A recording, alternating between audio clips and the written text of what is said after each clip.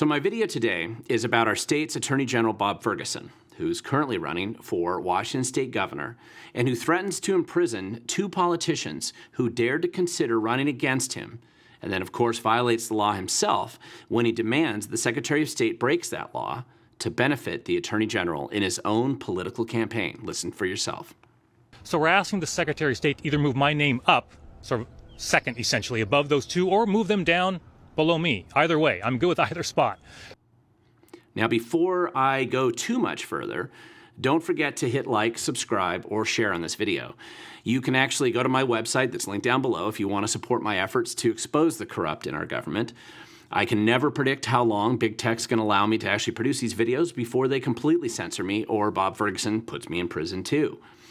Now, it has been a weird and surreal 3 days this week as Attorney General Bob Ferguson's mask is essentially ripped off and exposes the true tyrant inside. Many people have actually seen this face before, but now everybody gets to see it for themselves.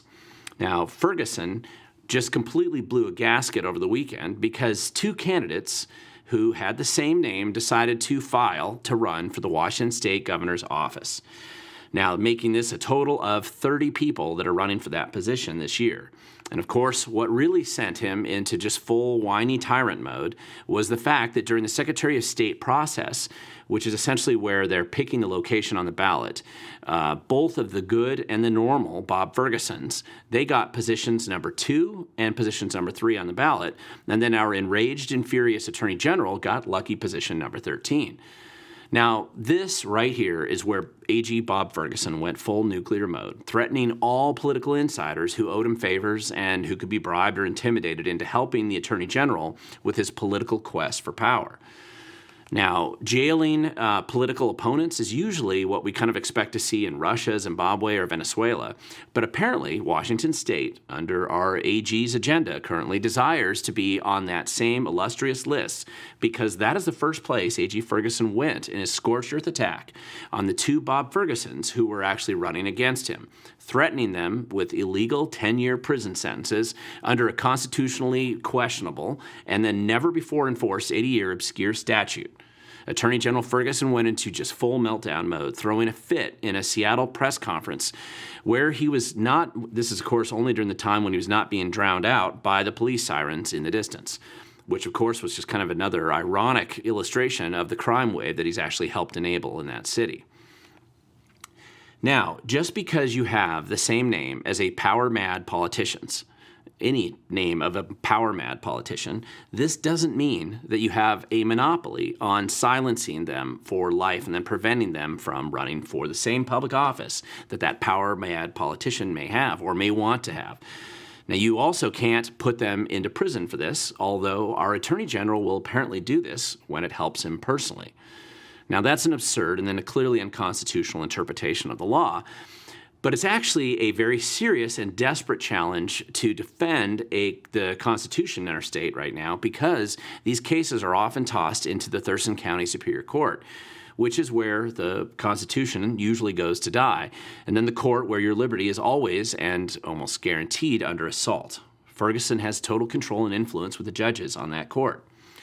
Now, keep in mind, this is more than just some random angry politician or congressman somewhere who's just whining about their political campaign.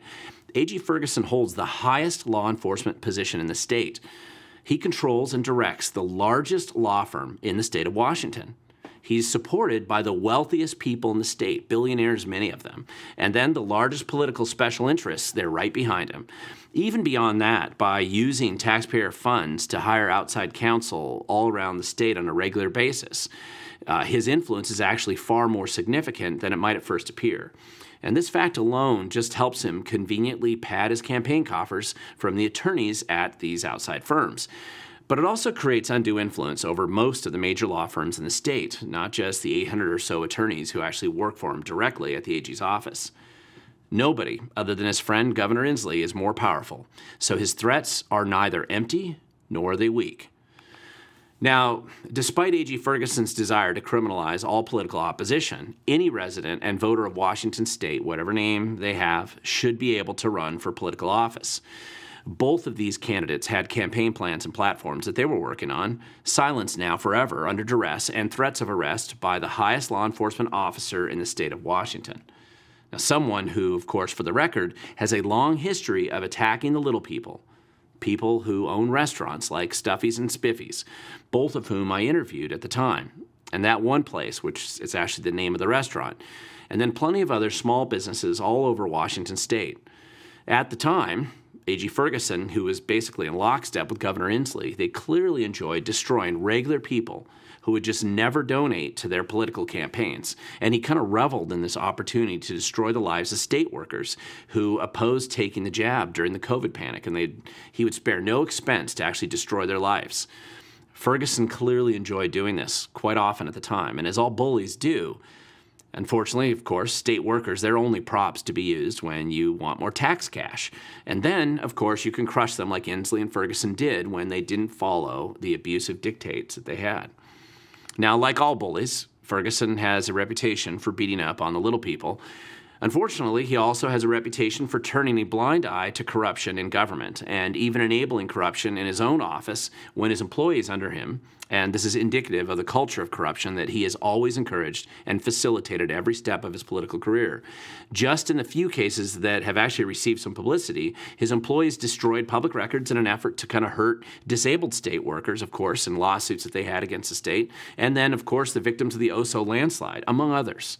I mean, nobody actually knows how effective he's been in covering up other mass concealment efforts of corruption from the office of the Attorney General. But of course now, he threatens jail time for any who oppose him on the ballot. His threats are not limited to the two Bob Fergusons who wanted to provide a choice, not just another echo. Reportedly, he has threatened at least one other Democrat running for governor as well, although not with a public press conference calling for her to be jailed, not just yet. Perhaps our AG feels that after sometime in the future, he can kind of put her in jail after he becomes governor for daring to stay in the race against him. Ferguson also got very obsessed with me at yesterday's press conference, and here is just a weird example of that. A right-wing Republican, Glen Morgan, known well to many of you, I suspect. We know Glen Morgan was recently awarded the Volunteer of the Year by the state Republican Party. That's Glen Morgan. And again, Glen Morgan's politics are well known to any of you who follow local politics. Glen Morgan, and Glen Morgan. Glen Morgan's the Glen Morgan. Glen Morgan is Glen Morgan. Okay, yes, he's clearly obsessed with me right now as well. Now, our Attorney General believes that the only way that he can win public office is if he threatens to jail his political opposition or anyone else who actually dares to question his authority. Going after Tim Eyman was just his warm-up act. Intimidation, threats, litigation, jail time. That's the way that Ferguson intends to maintain his unquenchable quest for power. Now, is he right? Is this all he must do to get the full levers of the awesome power of the governor's office? We're just going to have to see.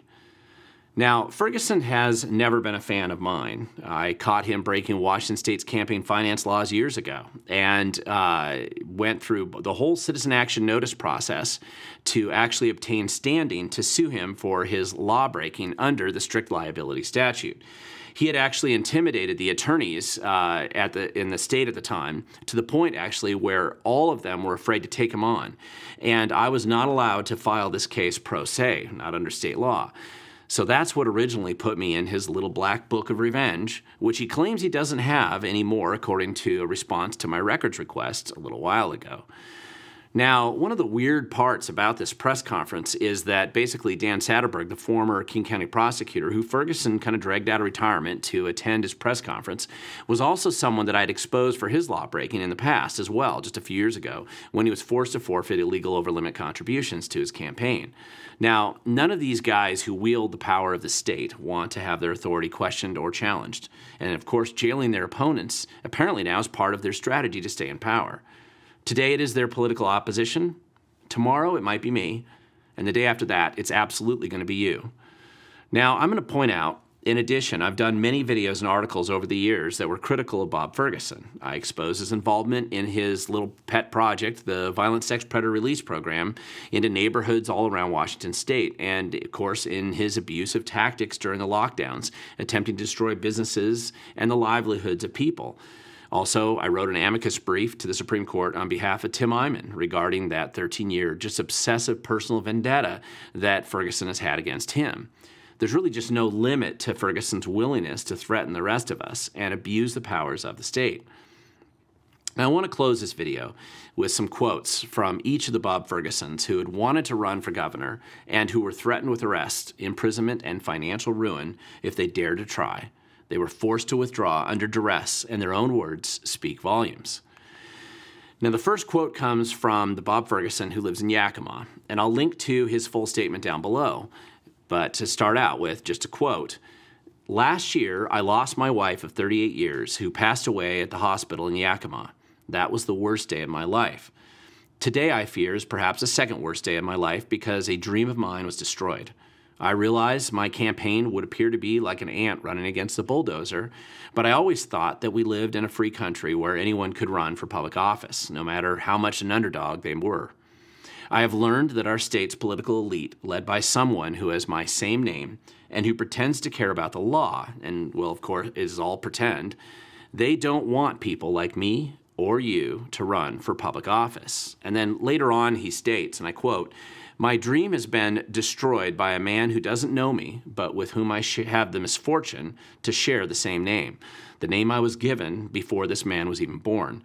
Now, this doesn't mean that he gets to destroy all our dreams whenever he wants, but today he destroyed mine, and I'll never have this opportunity again. I can't give anyone advice on who to vote for governor, but it is clear that our state will be a worse place if our current AG gets to break every law he wants, persecutes anyone he wants, and threatens anyone he wants if he thinks they stand in the way of his ego and his destruction, like the ant before the bulldozer.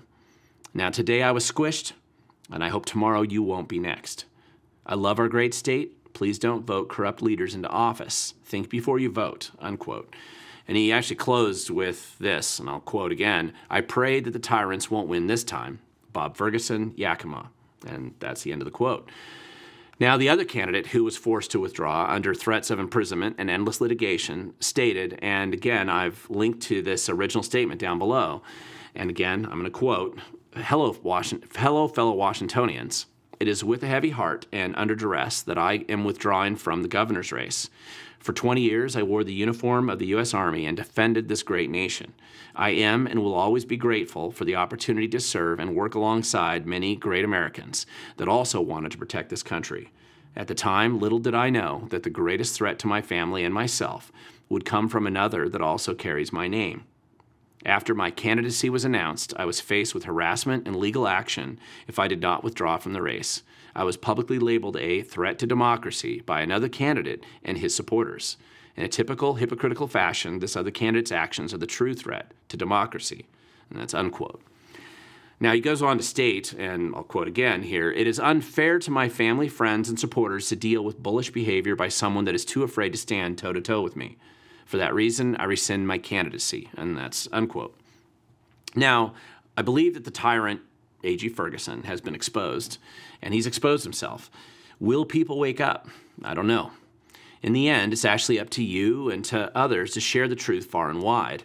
There will be a strong effort to suppress this truth, certainly on AG Ferguson's part, but you can get the truth out there with a lot of people in your circle, and they can do the same. I suspect not everyone wants to turn Washington State into some kind of banana republic where the political opposition is always imprisoned. But in the end, it's going to be up to us to prevent those who desire that type of scenario for their own profit and power from taking political power in the first place. Now, the only way that we have an impact is if we are willing to stand up to the corrupt, the bully, and the people who actually seek to do harm to us and our families. And not surprisingly, they're often the same people. If you sit back and you cower in fear and timidity, or you try to hide, or you think you might avoid the inevitable destruction for a time, but they're going to get around to you eventually. We can only defeat a corrupt political class by engaging and showing up now, not someday later at a future date maybe. Our political class is actually striving to make it impossible for resistance to exist, snuffing out all opposition, sometimes with one threat or a lawsuit or just one person at a time. And I can only do so much as an individual. How much can you do? And the bigger question is, how much can we all do if we stop cowering in fear and timidity? We won't know until we try, and to try, we actually have to show up, because the future does belong to those who show up.